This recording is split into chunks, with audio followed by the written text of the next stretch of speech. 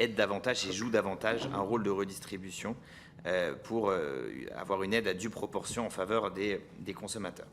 Et puis, pour financer ces trains de mesures d'aide, que l'on choisisse soit d'autres aides ciblées ou mieux ciblées que celles du gouvernement, soit de choisir une baisse de taxes à l'espagnol comme je le propose, il faut, je crois, des moyens nouveaux.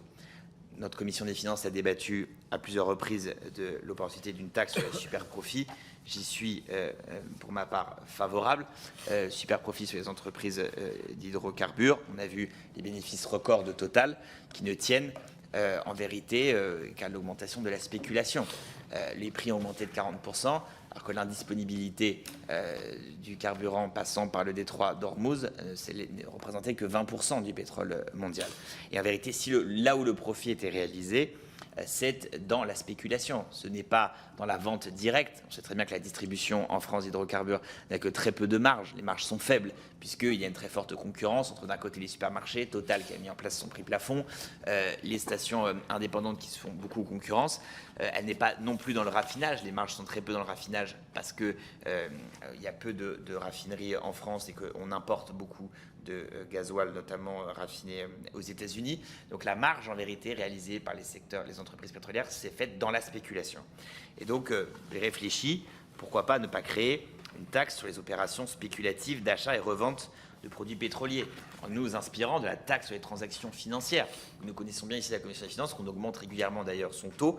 Il faudrait, elle pourrait être une taxe temporaire dans les périodes de crise, générant une forte volatilité des cours. Et donc je vous cite un article de The Economist dans le rapport qui est intéressant, qui montre que BP, Shell et Total vont dégager entre 15 et 20 milliards de dollars de bénéfices avant impôt grâce aux négoces en 2026. Donc ce n'est pas grâce à l'exploration-production qui nécessite des investissements importants, pas grâce au transport, pas grâce à la distribution, mais uniquement grâce aux négoces. C'est-à-dire qu'il faut comprendre la part prise aujourd'hui par ces activités spéculatives dans les super profits des entreprises d'hydrocarbures. Ce n'est pas la raffinerie, ce n'est pas l'activité industrielle qui rapporte de l'argent, c'est la négoce, c'est-à-dire le trading.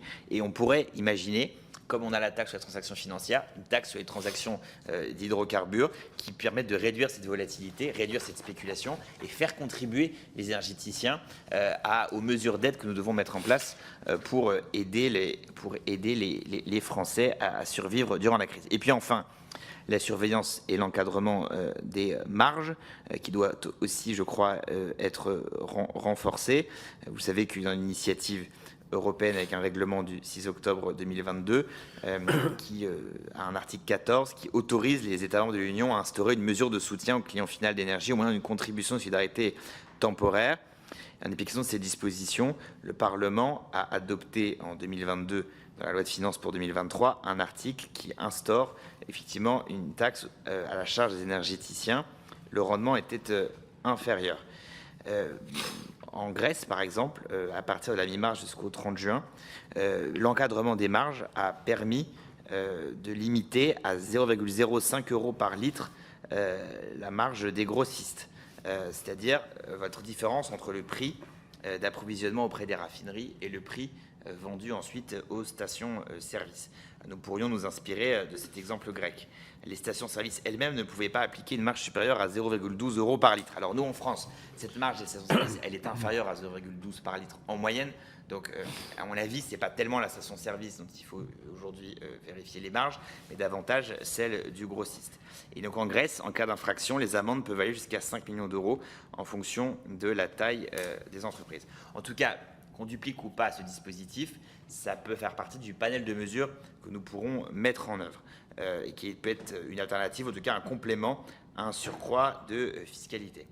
Donc voilà, mes chers collègues, les différentes options que nous avons regardées ensemble, en vous rappelant l'actualité de la crise. Les prix vont à nouveau augmenter, le Parlement va être saisi de cette question, et nous ne pourrons pas à nouveau nous réfugier derrière le chèque qui a été proposé par le gouvernement et qui a été assez largement insuffisant. Nous pourrions imaginer, à la suite des conclusions de cette mission, adopter un dispositif fiscal un peu sur le modèle espagnol. Ça pourrait être une piste, mieux encadrer les marges, mettre à contribution les énergéticiens et les producteurs d'hydrocarbures, notamment sur les activités de trading. Voilà un panel de mesures qui peut, je le crois, avoir une vraie efficacité et permettre aux Français de survivre à cette explosion de la hausse des prix. Voilà, Monsieur le Président. Merci Philippe Brun. Quand vous avez proposé cette mission flash, on pouvait peut-être supposer que c'était une manière de regarder dans le rétroviseur. Bon, manifestement, vu ce qui est en train de se passer, c'est quelque chose qui interroge évidemment l'actualité. Vous l'avez dit vous-même, les prix du Brent sont en train de remonter. Là, ce matin, ils sont à 86,2 $. Donc, ils sont repassés au-dessus de 85 $. Et la Russie, je rappelle, a interdit toute exportation du produit raffiné jusqu'à la fin du mois, ce qui évidemment va faire peser une menace encore plus grande sur le prix des prix notamment du diesel. Je m'interroge d'ailleurs très sincèrement, c'est un peu en marge de notre commission, mais sur la spéculation faite presque personnellement par le président des États-Unis pour son fils sur cette augmentation comme ça et cette guerre un peu sporadique qui a pour effet de faire monter le prix du Brent. Et on l'a vu, le prix du Brent sourit essentiellement justement aux producteurs et raffineurs de pétrole grâce à une spéculation. Mais c'est pas le sujet de la commission, ça c'est juste une aparté que je fais. Bon. C'est d'autant plus d'actualité, c'est qu'on vient avoir un deuxième comité d'alerte qui s'est réuni et qui nous montre bien à la fois le coût de la guerre de manière globale, mais plus précisément le coût de l'augmentation des carburants sur la consommation, la croissance et également les finances publiques. Avec le sentiment, c'est que les principales victimes, finalement, c'est les consommateurs et les Français. Lors de ce comité d'alerte, le ministre qu'on va auditionner demain s'est réjoui que la France était un des pays dans lesquels les aides ciblées étaient en dessous de 0,1 point du PIB, c'est-à-dire à 1,4 milliard. Donc vous faisait partie de ce club-là et il s'est doublement réjoui en disant que c'était un pays dans lequel ces 1,4 milliard ont surtout été compensés par des baisses de dépenses et donc pas des mesures fiscales. Bien. Moi j'ai tendance à penser que ceux qui payent la différence entre ces 1,4 milliard et ce qui se passe chez certains de nos pays voisins où il y a des aides supérieures, c'est le consommateur. Et avec évidemment un effet indu non seulement sur les déplacements, souvent contraints, qui parfois ont été obligés d'être limités, mais aussi sur la consommation intérieure du pays, avec une croissance qui baisse. Et je rappelle que au-delà du coût déjà de 9 milliards qui impacteront à la fois les budgets de l'État et de la sécurité sociale, puisqu'il y a eu 6 milliards plus 3 milliards annoncés, le gouvernement n'a pas caché que, en réalité, le reste et la différence qui va s'accumuler d'ici la fin de l'année se paiera pas en points, mais enfin en tout cas en déciles de déficit supplémentaire. Donc on voit bien le coût de tout ça. Bon, moi ce qui m'étonne du coup, c'est que par rapport à votre proposition, dans ce qui est proposé, il me semble qu'il y a une mesure qui manque. Alors vous l'avez dit vous-même. Et d'ailleurs, ce que dit Maud Bréjon ce matin, qui déclare à la télévision que 60% des personnes éligibles aux aides des grands rouleurs n'en ont pas fait la demande. Elle estime que c'est normal qu'il y ait une démarche volontaire. Bon, on peut peut-être penser que c'est aussi la conclusion, c'est que cette aide aux grands rouleurs n'a été demandée que par les ménages les plus pauvres, alors qu'elle était financièrement insuffisante vu la situation de ces ménages, et que ça montre qu'elle est inadaptée et insuffisante.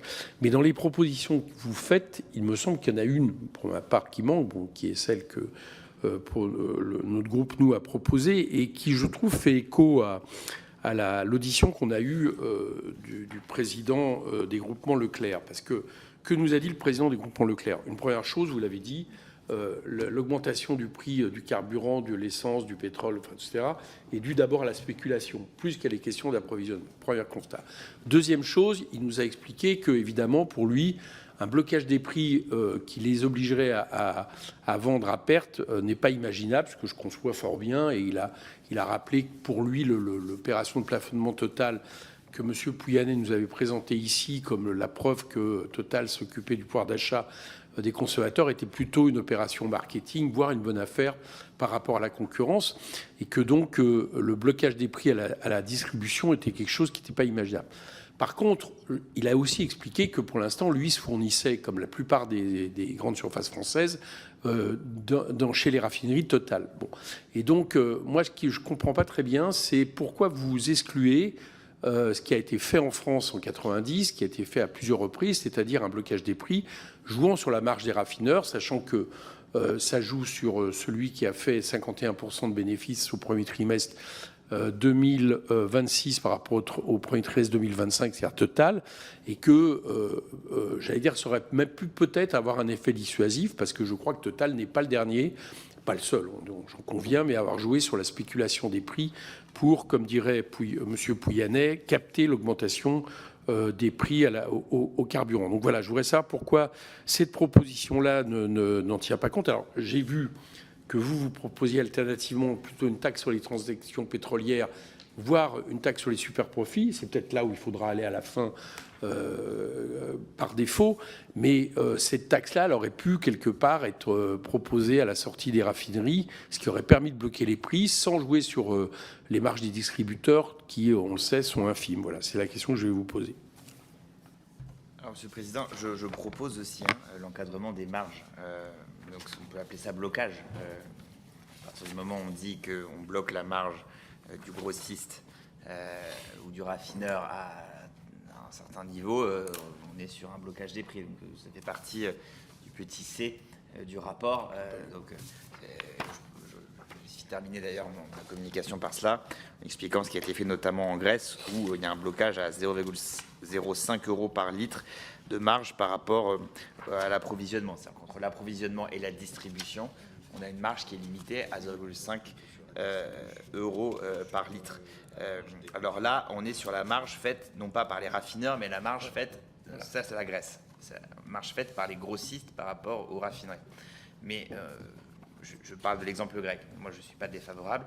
S'il est démontré, il faut dire qu'on le montre d'ailleurs, que les marges des raffineries sont importantes, je crois que ce n'est pas tellement le cas en vérité. Les raffineries françaises ne sont pas les plus rentables du monde.